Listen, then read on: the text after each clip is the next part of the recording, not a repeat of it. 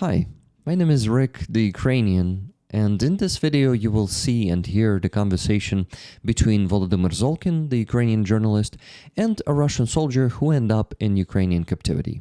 This video is not new, it is from late 2022, but I decided to dub it into English because it perfectly shows the controversial mindset of a typical Russian occupier. All rights belong to Volodymyr Zolkin and Dmytro Karpenko. Please enjoy.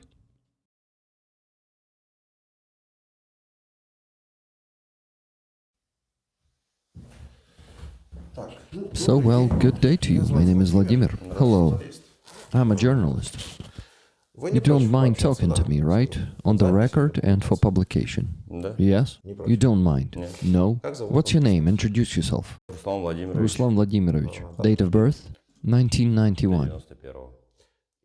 And where are you from? Well, I came from the Kaliningrad region, the town of Gusev. I served there. Kaliningrad region, town of Gusev. So when you came in, our conversation basically started with you saying you had seen our videos. I saw them. While you were serving? Yes. And you said you didn't like our videos. Well, yeah, they mostly have compromising questions, discussions like... I don't know, they try to slander Russians mostly. Russia, a propaganda. A lot of propaganda. What is propaganda in your opinion? Well, propaganda is when they want to push information onto the masses that suits someone's interest. It's probably, I don't know who these people are personally, but it's probably some kind of movement.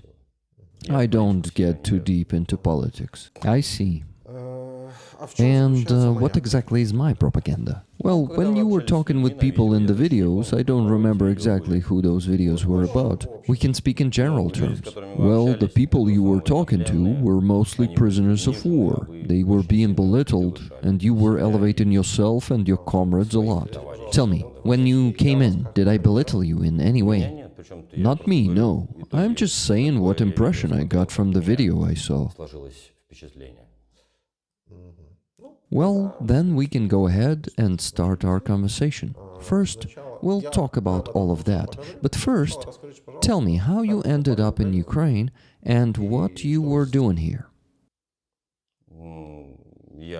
I arrived in Ukraine on an automobile vehicle on July 1st. What kind? Mercedes, BMW, Audi? In a military cargo truck, in Ural. I was riding in the back. I don't know the route. It was a covered truck bed. And I was transporting military cargo, an escort. That included clothing supplies, food, and ammunition. And to where? What region? My route was to escort. So basically I was escorting vehicles along the route, convoys.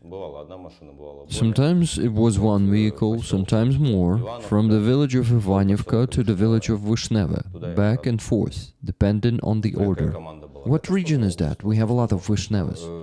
Kharkiv region, Chuhuyev district.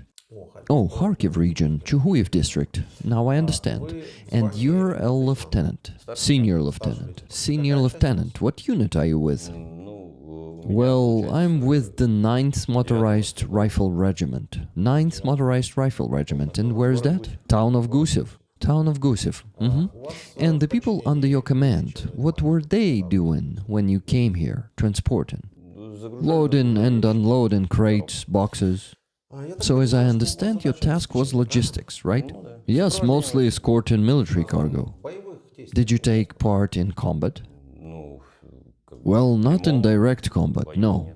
Only when I was captured. I ended up in an ambush. Tell me, how long were you doing these deliveries? 2 months. For 2 months, you were transporting these cargoes. What kind of cargo was it? Food, clothing supplies, humanitarian aid, ammunition. What kind of ammunition? I don't know. Different stuff in boxes.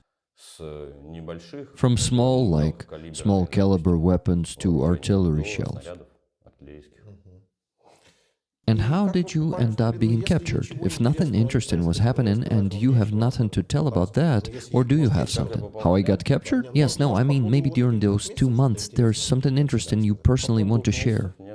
During those 2 months, no, just regular work, following orders. Got it. So how did you end up captured? Just curious. Well, I was captured as a result of an offensive by the Ukrainian forces. We ended up in a double encirclement.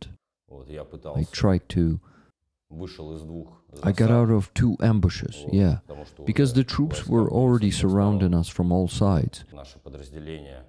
Our unit ended up in a double ring. And as I was getting out, breaking through, I made it through 2 times, but on the 3rd try, before reaching Vishnevka, I had walked around 40 kilometers with 2 soldiers. And what happened to the rest? The rest were at their positions. They were following other orders from the commander. So it was you and your 2 soldiers who ended up in that encirclement, right? Yes. No one else was around. The rest ended up in other ambushes, as far as I know, because many... Well, all the guys from Kaliningrad were exchanged, and I was the only one left here, so of those I served with and from the Kaliningrad region in general, me and one more volunteer soldier left here. He was not under my command, we only met here. So it turned out that I didn't make it to the line of our troops before we were ambushed a 3rd time. Me and my 2 soldiers were all wounded, I lost consciousness, lost a lot of blood, and we were taken captive. Got it. Now let's talk about any sort of humiliation or coercion. Tell me, are you, let me put it simply, are you an occupier? No, I'm a serviceman who was following orders. Got it. Were the Nazis in World War II occupiers? Well, yeah, they occupied territory. What's the difference between you and the Nazis? Well, that's a very big question. No, not a big one. World War II. Let's go with a historical angle that is closer to us. When they entered the Soviet Union, Nazis entered, occupied part of its territory. Year 2022. Also at 4 in the morning, the attack on Ukraine started. Russians entered Ukraine and occupied part of the territory. What's the difference between you and the Nazis? Well, I've always said that I don't get involved in politics and I don't really follow it closely. The point is, it all started earlier, in 2014. What? When Ukrainian forces started bombing the LNR and DNR. There's no LNR? No DNR, Luhansk, Donetsk. They are regions of Ukraine, Ukrainian regions. Got it, but they started the war. No, the war was started by Russian soldiers who entered Crimea first. Well, you're not the first person to say that, but... And 100 more people will tell you the same, because it's a fact. I personally wasn't there for that. This is the first time I've ended up in a combat zone, so, Everyone on Ukraine's side says that Russian forces started bombing LDNR. Russia claims Ukraine started bombing LDNR. The people who lived there, we talked about Crimea and you sort of sidestepped that topic. Did Russian troops enter Crimea? They did. Did they occupy Crimea? Yes. Did Russian or Ukrainian troops start it in 2014? Well, Crimea and LNR, DNR, that's already... No, you're going back to 2014, but selectively. Let's take in the full picture. They entered, took Ukrainian Crimea, occupied, annexed it. They took it. Is there a medal in Russia for the annexation of Crimea? For me? No, in general. Is there one? Probably. Google it. There is such a medal. They officially documented it. Back to 2014, it started with Crimea. Then LNR, DNR, the ones you're talking about, which don't exist. There's Luhansk and Donetsk regions of Ukraine. Why do you care about them anyway? I don't, and as I know, no, you do. That's where it all started. Yeah, but why you know that it all started with Ukraine just suddenly started bombing its own regions? Out of nowhere, Ukraine just starts bombing its own towns. Well, not out of nowhere. They didn't want to join the new regime that started on Maidan. That's what I saw in the news, didn't look too deeply. Exactly. You're not interested in politics, but you know exactly how it went. That Ukraine started bombing its own territories, right? Look, let me walk you through a few things, so you can Google them later if you'll be interested. The first deaths on Donbass were Ukrainian activists who were against the Russian marches there. They were killed, kicked to death. 2 million people left Donbass, more than 2 million. Only 600,000 of them went to Russia. Are you not interested in their opinions? They left because Russian troops came in. Basically, almost half the population left. Next, to this day, people remain there who still consider themselves Ukrainians and believe they should live in Ukraine. These are the proven facts. During the beginning of mobilization, many people said, "I will not go, I will not mobilize, because I am Ukrainian." This is all on the video. You can also find it on my channel. The third point. If the so-called Russian volunteers with Russian equipment, including heavy military equipment, did not go to Donbass, then Ukraine would not shoot at its own Donbass, because there is no point in this. But everything you are talking about, whether it wanted to join or not, I'm sorry. But if you are deeply interested in politics, let's talk about it with you. If you are only interested in what you were told on TV, you understand that there's no point. I am not deeply interested in politics, but then why are you telling me this? Even here there are people who lived in Luhansk. I got it, I know. And they told how Ukraine bombed exactly their houses. Tomorrow I will turn on the video for those people where Russia bombed their houses. A video. And we will sit down with you and watch it all. And what will these people say? I don't know. You don't know? I believe those people more, I'll be honest. I understand. But you just believe selectively. Are there people from Luhansk and Donetsk who say that they were not bombed? I have not met such people. You have not met them? No. Okay, then let's pause and I will show personally you a few episodes.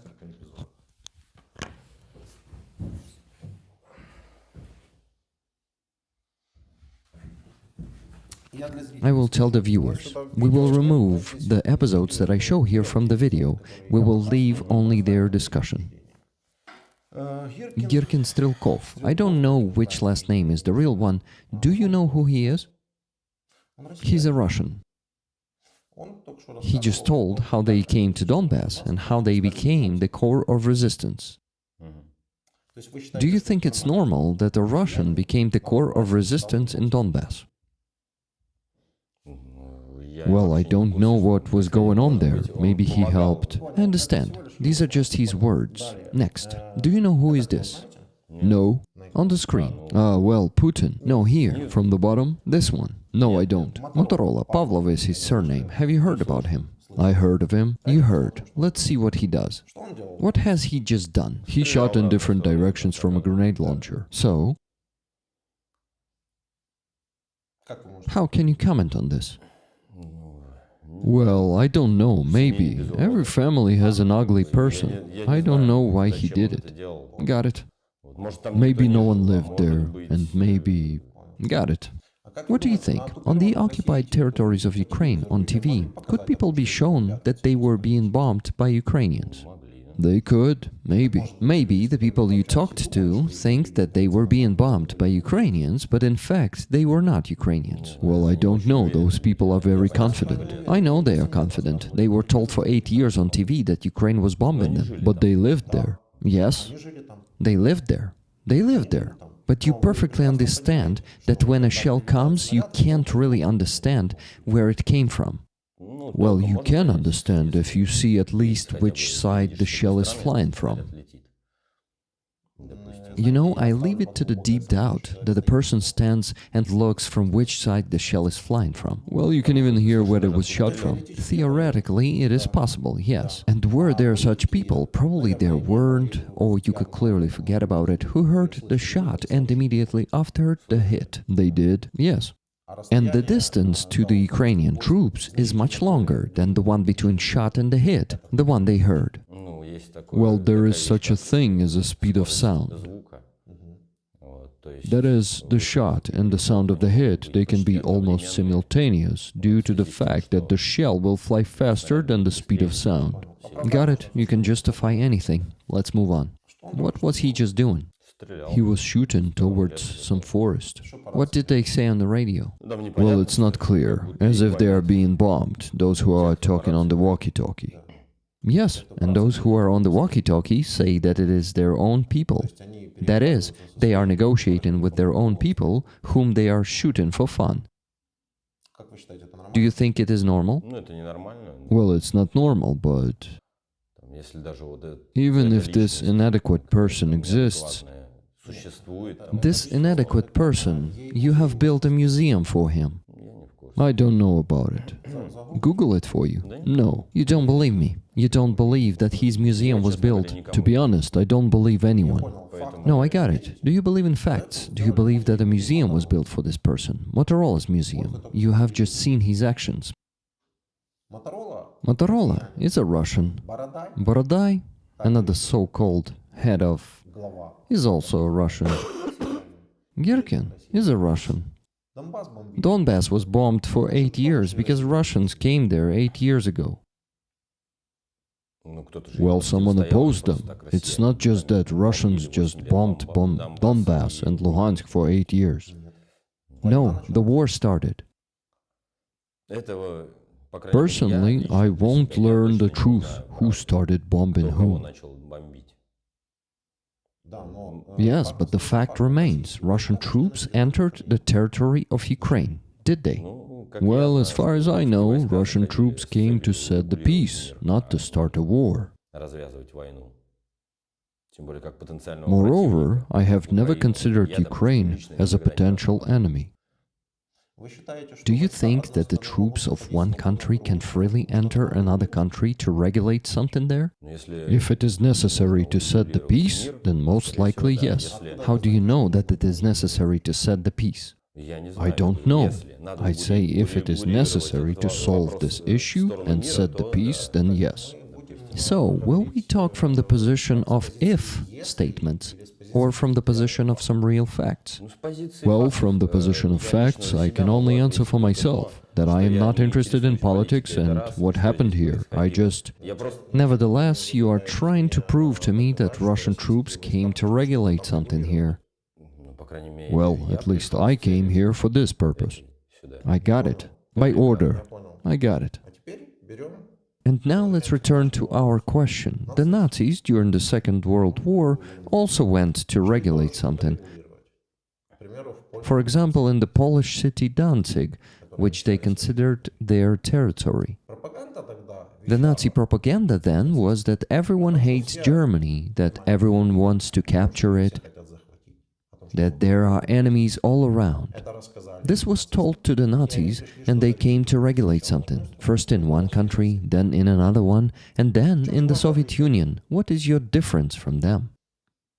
We're not fascists. We do not exalt our nation above others. Moreover, Russia is a multinational country.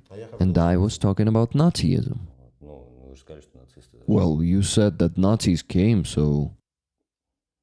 How aren't you exalting your country if you believe that you, as a military of a foreign country, can invade the territory of a sovereign state in order to regulate something? How aren't you exalting it? I don't know for sure who was entering. You. So I know for sure it was you. We came, at least I came, when there was already a war here. So what?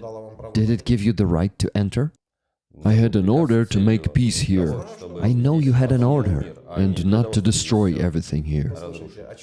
Listen, what are you talking about? To enter a foreign country with ammunition in order to set a peace in it? Actually, there are people here who can kill you. Yes, so you shouldn't have come here.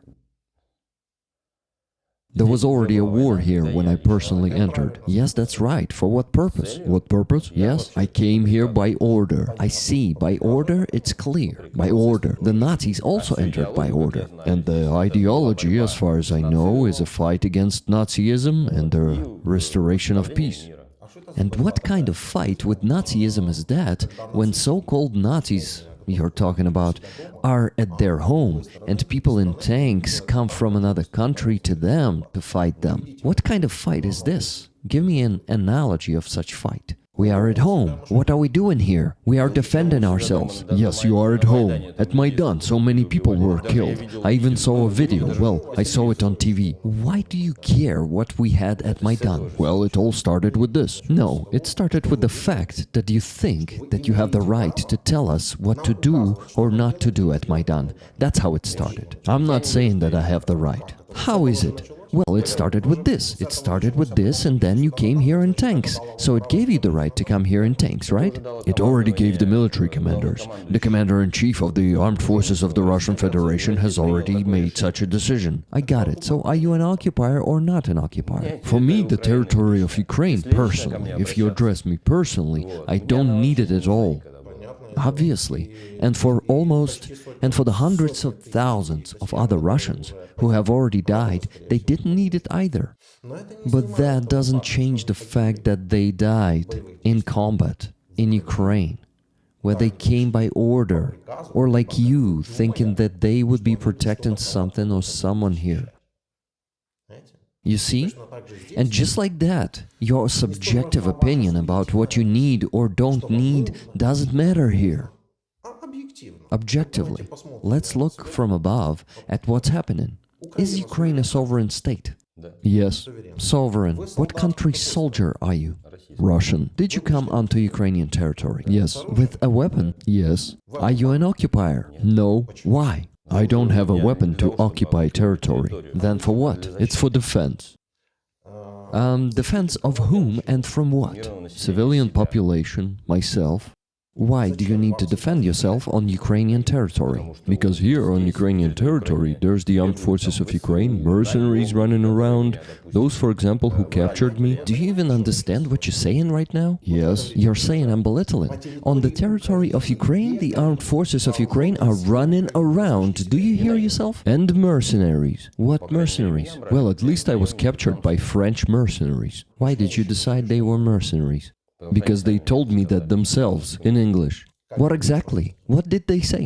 In English. Well, so let's hear it in English. They gave me the medical assistance. Okay, yes, and then? What did they say to you? How did they explain in English that they were mercenaries? Well, it was obvious anyway. You could kind of... No, it's not obvious. No, that's not obvious. Specifically, how did you understand? Do you know English? Well, a little, yes. And what did they tell you? When they were giving me medical aid, what's the word for mercenary in English? I don't know. How did you understand that they were mercenaries? Well, obviously, the armed forces of Ukraine wouldn't be speaking English. Of course not. Two of them spoke English and 8 in Ukrainian. I'm asking, how did you know they were mercenaries? No one denies the fact that we have foreign volunteers fighting. Why did you decide they were mercenaries? Well, I believe that it wasn't voluntary participation. They must be mercenaries for sure. Why do you think so?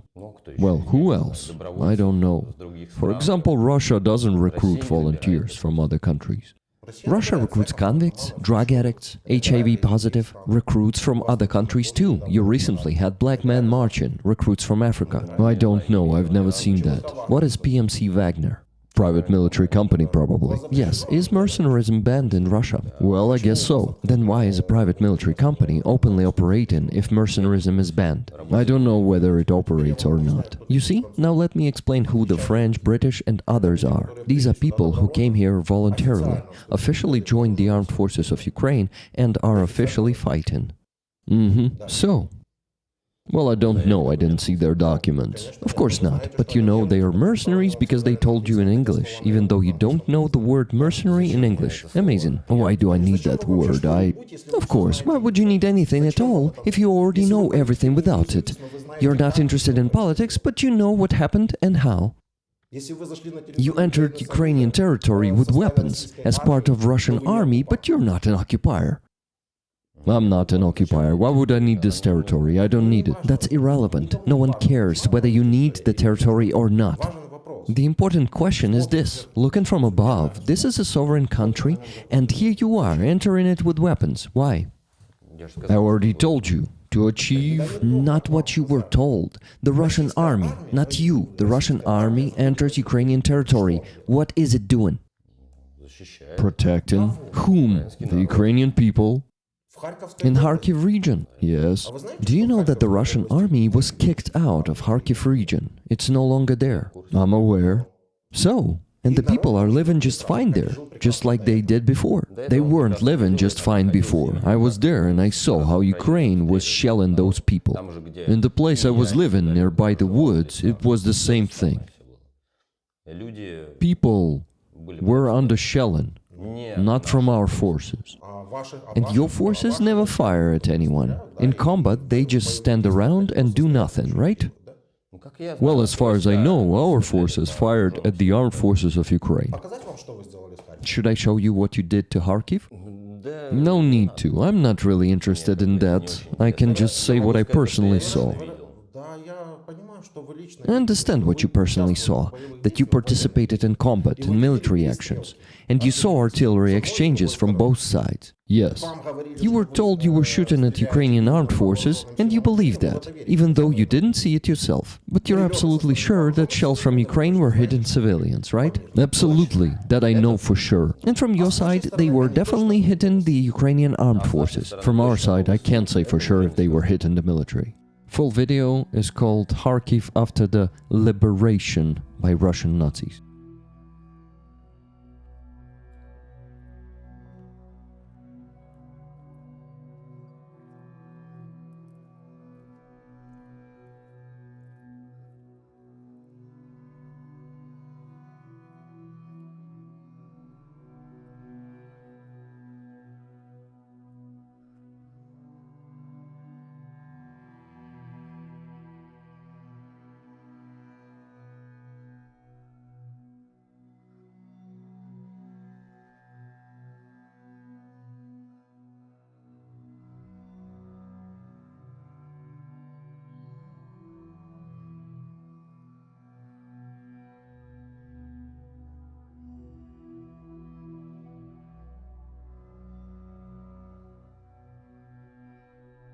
Exactly. That's what I wanted to show you, like in Kharkiv, where shells were landing everywhere. I understand that. In Kharkiv itself, you weren't present. You were just shelling it for 8 months. Until you were pushed back farther away, you shelled it constantly. Russia is still shelling Ukraine with cruise missiles. And will continue to, obviously, until those cruise missiles run out. I don't think Russia will ever run out of them. That's what you're hoping for. I think they will never run out, and hope is... Or the second option is that we will finally get proper air defense systems so we can deal with them. And we're already handling about 70%. We'll get to 100. That's it. Keep firing. Why is Russia firing cruise missiles at Ukraine? I don't know. I'm not the one sending them here. Why on Russian TV they openly say Ukraine must be destroyed, including its infrastructure and so on? No idea. No idea. I haven't seen Russian TV in a while. Let me summarize our conversation briefly. You only know what interests you. Yes.